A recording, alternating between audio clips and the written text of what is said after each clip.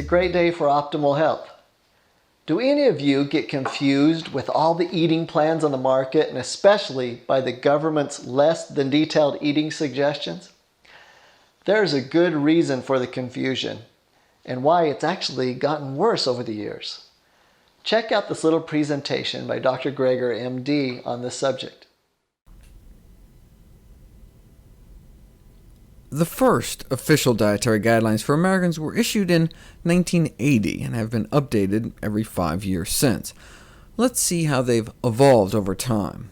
Originally, they recommended to maintain an ideal weight. They soon realized this was a bit of an overreach, so they switched it to, okay, at least maintain a desirable weight. As Americans got fatter and fatter, that became fine. How about just maintain a healthy weight? By the 1990s, they just apparently gave up and advised Americans to at least improve their weight, or at least aim for a healthy weight. And by 2005, apparently the best we can do is just try to manage it. Let's go back.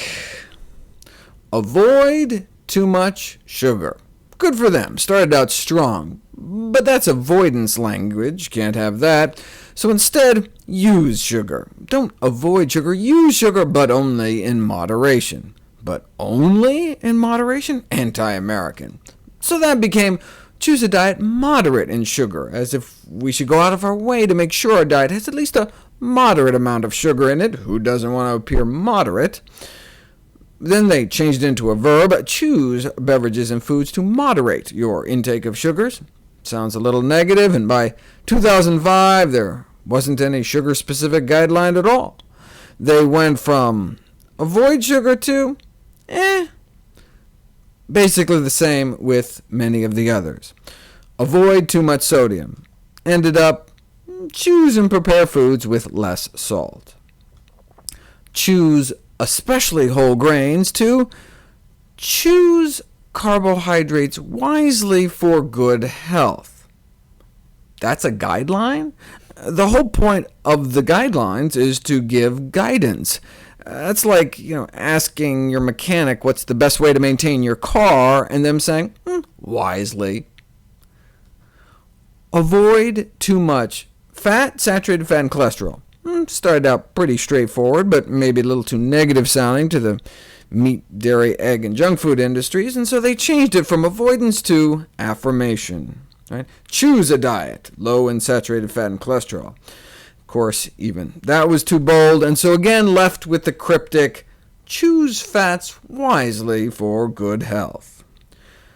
As the American public has gotten fatter and sicker, you'd think the recommendations would get more stringent, more emphatic. Instead, there appeared to be more emphasis on the industry's bottom line and less on America's waistline or lifeline.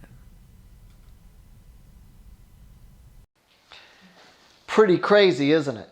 So what do you do when you know you need to eat healthier and you're wanting to lose that excess body fat, but there's all this confusion out there?